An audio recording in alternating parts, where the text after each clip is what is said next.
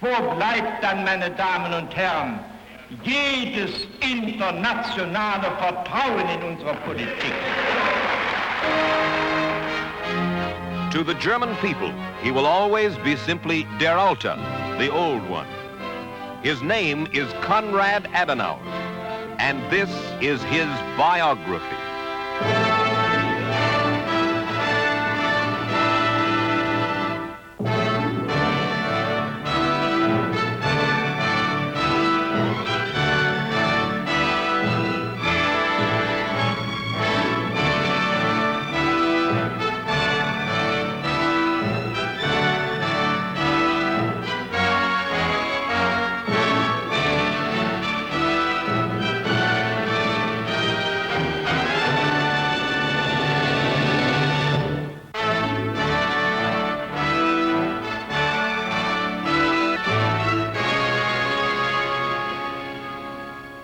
I'm Mike Wallace. This is Biography.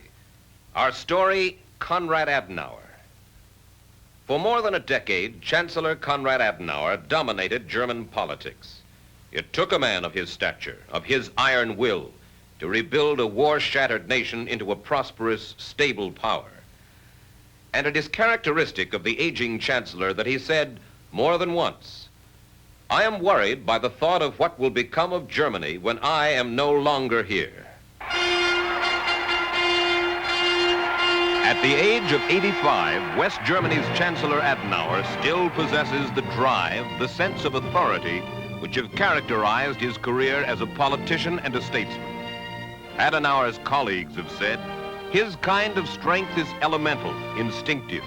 It cannot be learned. It must be born within the man.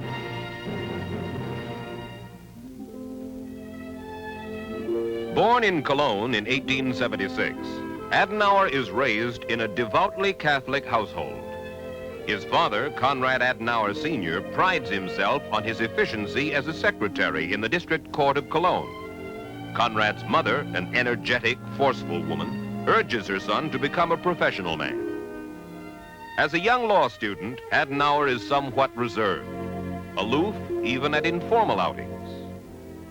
In 1906, with his law degree, he enters the city administration in Cologne. Adenauer's initiative wins him recognition and finally promotion to the post of deputy mayor. A ruggedly good-looking young man, Adenauer's facial features are changed to an impassive, almost oriental mask by an automobile accident. Elected Lord Mayor of Cologne, he launches a massive building campaign.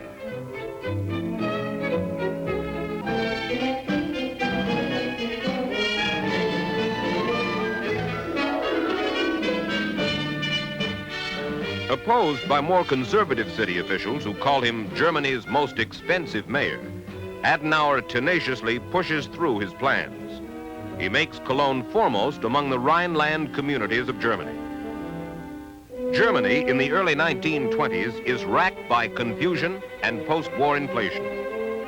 In 1926, Reich President von Hindenburg is fighting to hold together his chaotic Weimar Republic. Impressed by Adenauer's record in Cologne, von Hindenburg asks him to form a government. Adenauer would become chancellor, the top post in Germany. He cannot, however, muster enough votes from among the many splinter political parties. In 6 years, 7 different men hold the post of chancellor. Taking advantage of the unrest, the National Socialist Party, the Nazi Party, has become active in Munich. Their leader is Adolf Hitler. Finally, in 1932, von Hindenburg selects Adolf Hitler. The aging president believes he will be able to control Hitler and his party. January 30th, 1933, Hitler and National Socialism take power in Germany.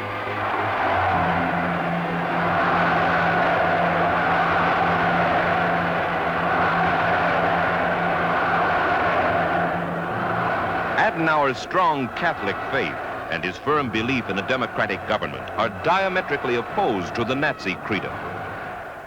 When swastikas are raised in Cologne to herald a visit from Hitler, Lord Mayor Adenauer scornfully orders them taken down.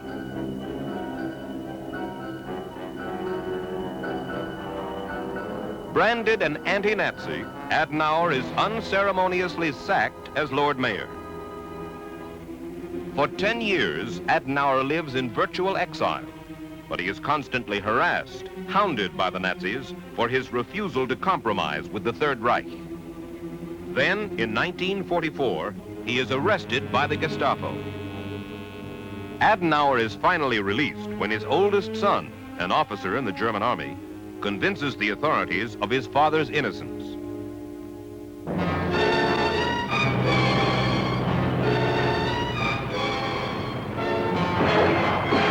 1945.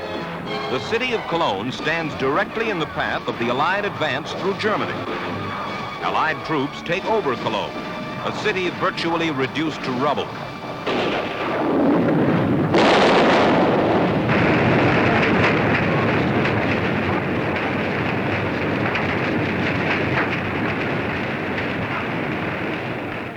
American occupation authorities learn that Adenauer is still in the city.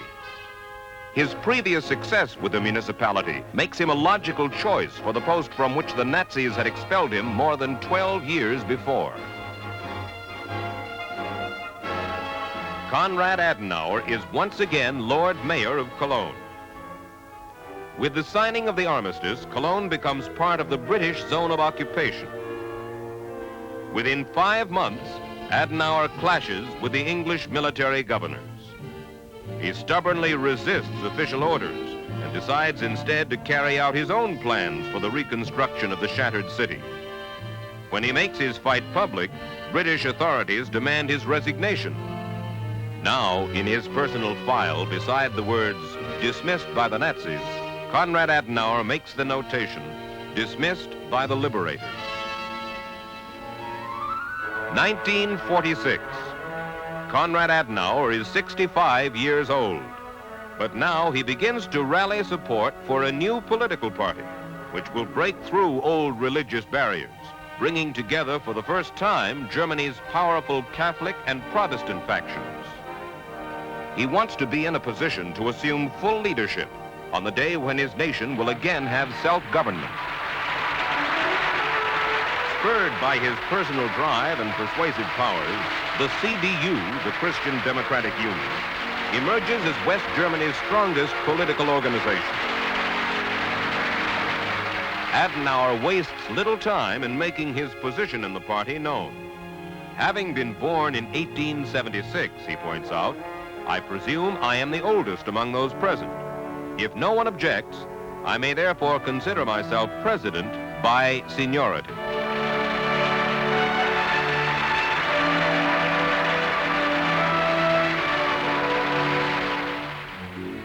Adenauer diligently recruits influential leaders to give added power to the CDU. One of these men is the brilliant Bavarian economist, Dr. Ludwig Erhard.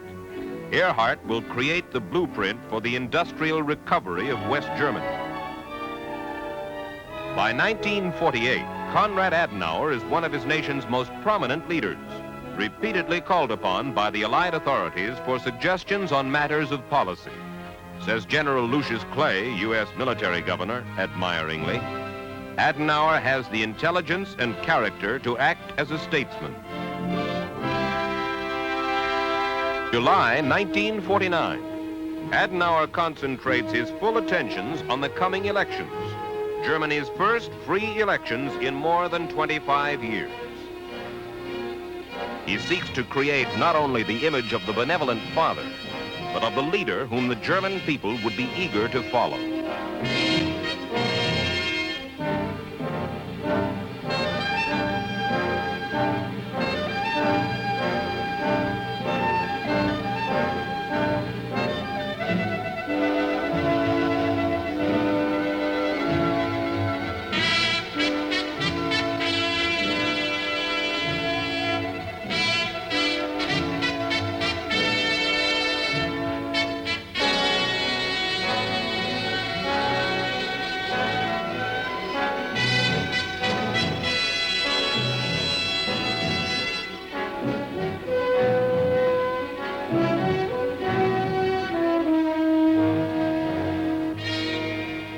August 14, 1949, the Christian Democratic Union wins a landslide victory.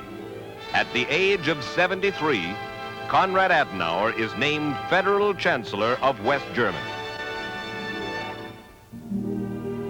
Now, although his powers are still limited by Allied occupation statutes, Adenauer has grandiose plans for the future of his nation.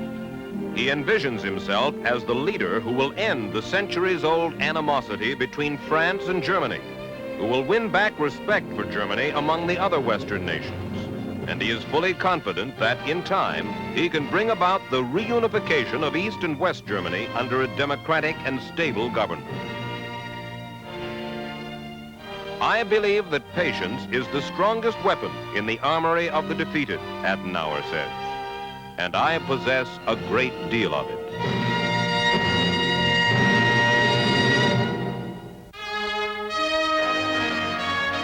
(1949). With his election as Federal Chancellor, Konrad Adenauer now launches his program to build a new German nation from the wartime shambles. He goads his ministers, browbeats the members of Parliament, ruthlessly drives himself in his effort to bring new life to a shattered country. Almost 80% of Germany is destroyed during the last 2 years of the war. The factories that might have supplied the materials for rebuilding are stripped by the Russians and shipped to the Soviet Union. Once proud cities like Stuttgart, Frankfurt, Bremen, Munich, and Berlin have been reduced to empty shells in which the people live a desperate existence of fear, suffering, and hunger.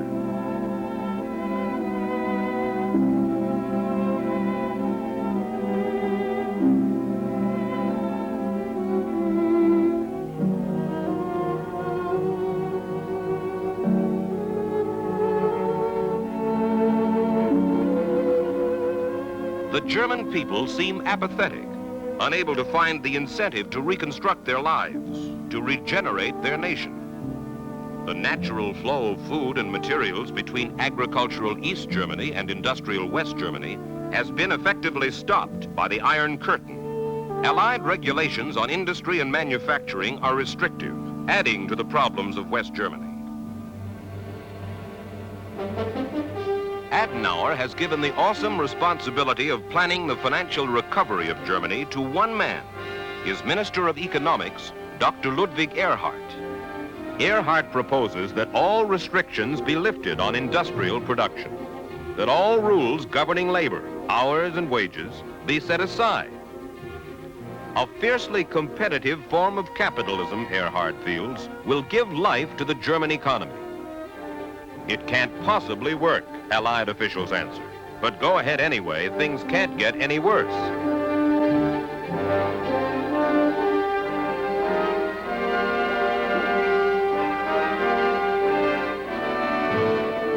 Far from failing, the Erhard plan catches fire. His totally uncontrolled economy proves the tremendous vitality of free enterprise. United States aid through the Marshall Plan lends added impetus to the rebuilding program.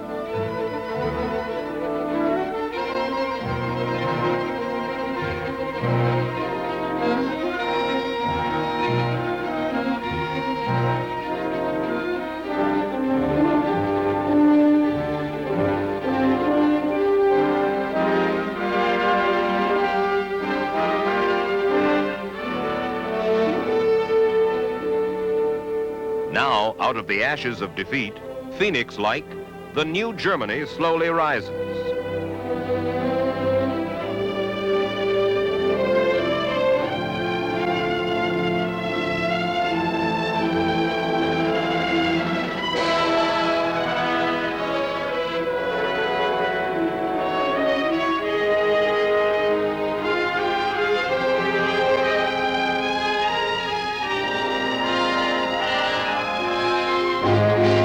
Within a brief 4-year span, West Germany is recognized as the world's third largest industrial power.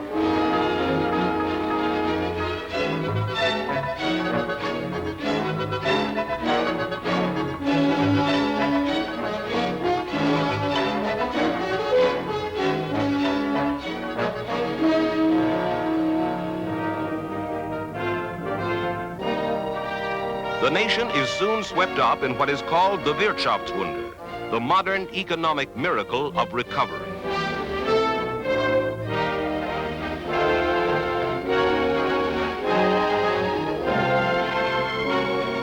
To the German people, Konrad Adenauer becomes the symbol of their new prosperity and security.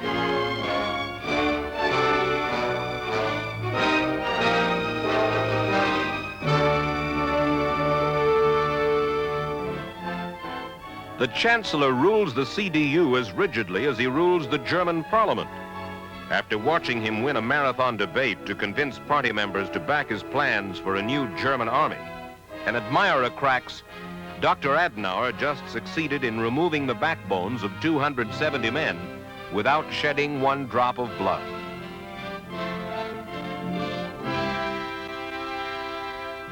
When Adenauer publicly reveals his intention to rebuild the Army and the Navy, he meets much stronger opposition.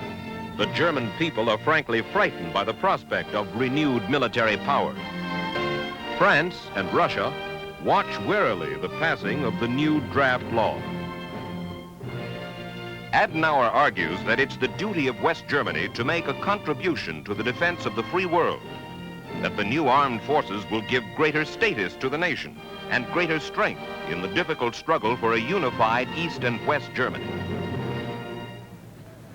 With his first goal of West Germany's acceptance by the Western powers a firm reality, Chancellor Adenauer travels more and more, promoting interest in his growing nation among world leaders. Arriving here, I feel very strongly one thing, gratitude for the American people. I am happy to be in this wonderful country. We are working with you for peace and freedom. Foreign diplomats are pleased to deal with the democratic German government in Bonn. Says one statesman, you can get things done because Adenauer makes all the decisions.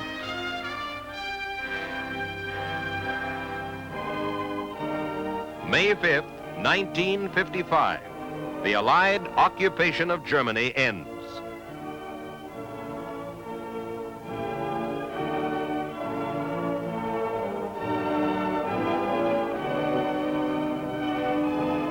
For Chancellor Konrad Adenauer, it is the pinnacle of his popularity and his political achievements.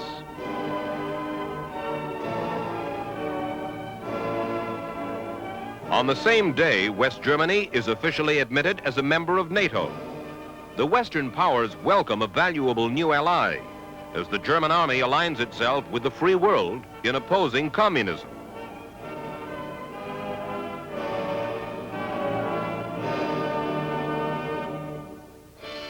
September 1955. Adenauer arrives in Moscow for conferences with Soviet leaders. Talks that many Germans hope will lay the groundwork for eventual reunification of their nation. At the conference table, however, Khrushchev and Bulganin make it clear that East Germany will remain locked behind the Iron Curtain. To the suggestion that they discuss reunification, the Soviet answer is no. In the end, Adenauer must settle simply for the return of 9,000 prisoners of war still held in Russia.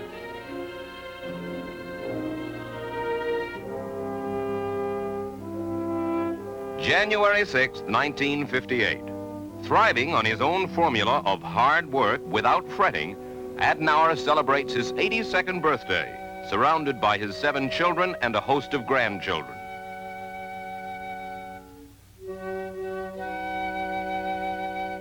During his enforced idleness in the years of World War II, he had become an ardent gardener.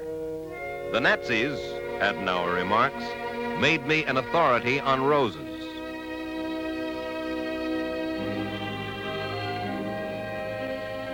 By 1960, Adenauer has only fulfilled one of his major ambitions, Germany's acceptance by the Western world.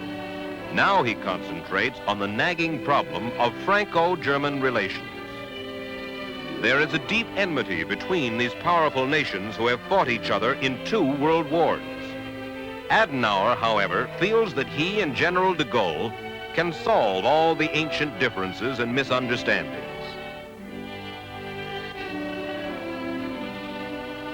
Adenauer and de Gaulle meet in Paris for one of the most historic discussions of the century. Both men are closely matched in outlook, power, and ambition for their respective nations. They frame a treaty they are certain will bring France and Germany together in a lasting bond of friendship and cooperation. Konrad Adenauer is 85. Although he has previously set a date for his retirement, he now declares his intention to run for yet another term as Chancellor.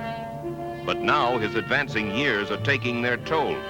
His once firm hold on German politics is beginning to weaken. He is fine in the morning, says one of his closest aides, but after lunch and a short nap, it is difficult to keep his attention fixed. December 1962. The Adenauer administration becomes involved in a national controversy. Der Spiegel, a news magazine, in an article highly critical of Defense Minister Strauss, reveals secret facts on the German army and NATO. Editors of Der Spiegel are arrested, the magazine shut down. The wave of national resentment is directed against the aging chancellor. In the furor which follows, the leaders of his own CDU are more determined than ever that Adenauer hold to his original promise to retire.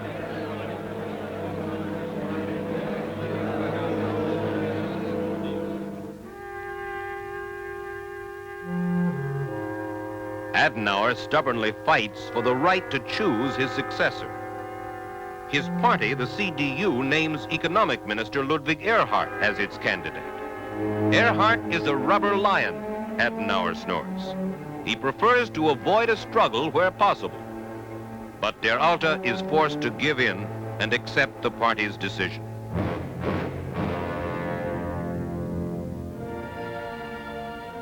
At the age of 87, Konrad Adenauer prepares to step down. He has been Chancellor of West Germany for 14 years.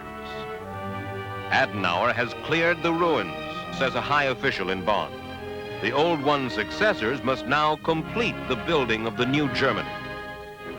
But when the German people themselves are asked in a national poll, who has done the most for Germany in its long history, their choice as number one is Der Alte, Konrad Adenauer.